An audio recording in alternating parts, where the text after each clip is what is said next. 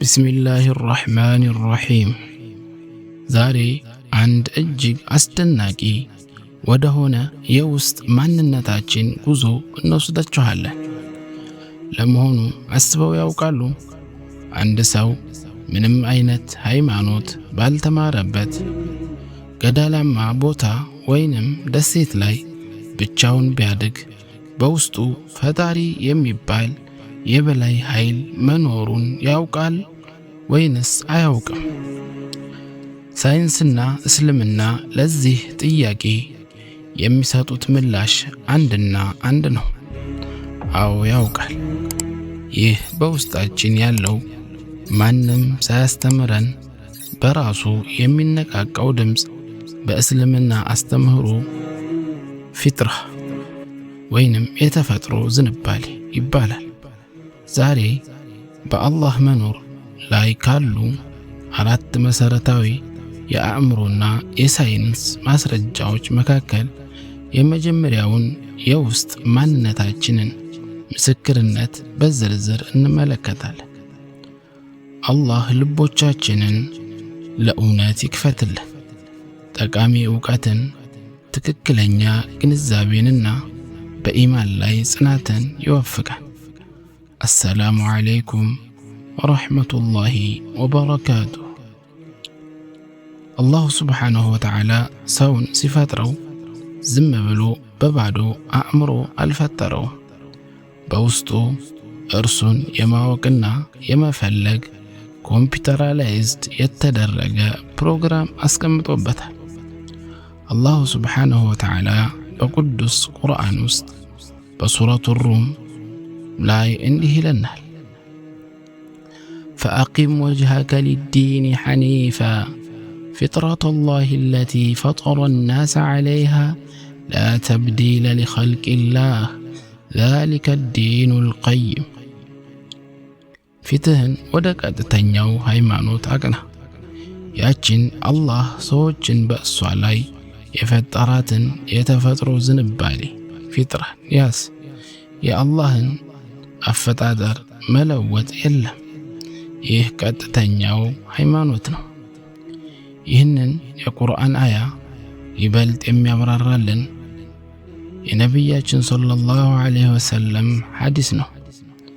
በአቡ ሁረይራ ረዲየላሁ ዐንሁ የተወራ ቡኻሪና ሙስሊም በዘገቡት ሐዲስ ላይ የአላህ መልእክተኛ ነቢያችን ሰለላሁ ዐለይሂ ወሰለም እንዲህ ብለዋል፣ ማ ሚን መውሉድን ኢላ ዩውለዱ ዐለል ፊጥራ ፈአበዋሁ ዩሀዊዳኒሂ አው ዩነስራኒሂ አው ዩመጅሳኒሂ። ማንኛውም የሚወለድ ልጅ በተፈጥሮ ዝንባሌው በፊጥራው በእስልምናው ላይ ሆኖ እንጂ አይወለድም። ነገር ግን ወላጆቹ ናቸው ይሁዲ አይሁድ፣ ወይንም ነሱራኒ ክርስቲያን፣ ወይንም መጁሲ እሳት አምላክ የሚያደርጉት። ይህ ማለት እምነት በሰው ልጅ ላይ ከውጭ የመጣ ሳይሆን በውስጡ ያለ ዋና ተፈጥሮ ነው። ታላቁ ሼኹል ኢስላም ኢብኑ ተይሚያህ ረሒመሁላህ እንዲህ ይላሉ፣ አልኢቅራሩ ቢልኻሊቂ ፊጥሪዩን ضሩሪዩን ፊ ቁሉቢል ኸልቂ። በፈጣሪ መኖር ማመን በውስጣችን ያለ ተፈጥሯዊና ግዴታ የሆነ የልብ ድምፅ ነው። አንድ ሰው አምላክ የለሽ ኤቲስት ነኝ ቢል እንኳ ፊጥራው ሙሉ በሙሉ አይጠፋም፣ ይተኛል እንጂ። መቼ ይነቃል? ከባድ አደጋ ሲገጥመው፣ ለምሳሌ ባህር ላይ ማዕበል ተነስቶ መርከቧ ልትሰምጥ ስትል ራሱን አምላክ የለሽ ነኝ የሚለው ሰው ያለምንም አስተማሪ እጁን ወደ ሰማይ ዘርግቶ አምላኬ ሆይ አትርፈኝ ይላል። ያኔ ወደ ማን ነው የጮኸው? ወደ ውስጡ ፊጥራ። አላሁ ስብሓንሁ ወተዓላ ይህንን በቁርአን ውስጥ እንዲህ ይገልጻል፣ ፈኢዛ ረኪቡ ፊል ፉልኪ دعوا الله مخلصين له الدين በመርከብ ላይ በተሳፈሩ ጊዜ አላህን ሃይማኖትን ለእርሱ ብቻ ያጠሩ ሆነው ይለምኑታል። ይህንን የእስልምና አስተምህሮ ዛሬ ዘመናዊ የሳይኮሎጂና የኮግኒቲቭ ሳይንስ በተጨባጭ አረጋግጦታል። ለምሳሌ በታዋቂው የኦክስፎርድ ዩኒቨርሲቲ የሳይንስ ሊቅ ዶክተር ጀስቲን ባሬት በሱ ተመራውና ለዓመታት የተካሄደው ትልቅ ጥናት ምን እንዳረጋገጠ ታውቃላችሁ?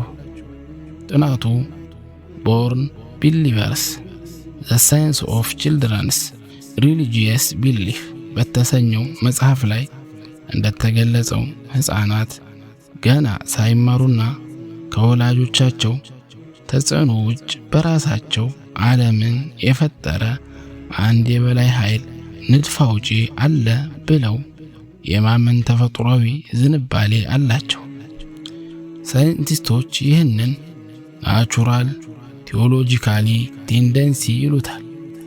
ይህም ነቢያችን ሰለላሁ ዐለይሂ ወሰለም እያንዳንዱ ልጅ በፊጥራ ላይ ሆኖ ይወለዳል ያሉት ሐዲስ በ21ኛው ክፍለ ዘመን በሳይንስ ላቦራቶሪ መረጋገጡን ያሳያል። ፊጥራ ማለት በአላህ መኖር ላይ በውስጣችን የተቀመጠው የመጀመሪያ የፋብሪካ ሲቲንግ ወይንም ፋክቶሪ ሲቲንግ ነው። ነገር ግን እስልምና በስሜት ብቻ እንድናምን አይፈልግም። አእምሯችንም ጭምር እንዲያስተነትን ያዘናል። በቀጣዩ ክፍል ሁለተኛውን ታላቅ ማስረጃ አቅል የአእምሮ ማስረጃ እንመለከታለን። ዓለም በአጋጣሚ ልትገኝ ትችላለች ወይ እና ፈጣሪን ማን ፈጠረው ለሚሉት የአምላክ የለሾች ጥያቄዎች እስልምና የሚሰጠውን የማይታበል የአእምሮ ሕግ ምላሽ እናያለን። ይህንን ክፍል እንዳያመልጣችሁ ቻናላችንን ሰብስክራይብ አድርጉ። ቪዲዮውን ላይክ እና ሼር ማድረጋችሁን አትርሱ። አላህ ሆይ ልቦቻችንን ለእውነት ክፈትልን።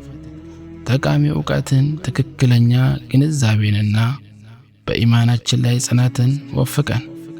አላህ ሆይ እውነትን እውነት አድርገህ አሳየን፣ እንድንከተለውም አብቃን። ስህተትንም ስህተት አድርገህ አሳየን፣ ከእርሱም እንድንርቅ አድርገን። ወልሐምዱሊላሂ ረቢል ዓለሚን። ወሰላሙ ዓለይኩም ወረሕመቱላሂ ወበረካቱሁ።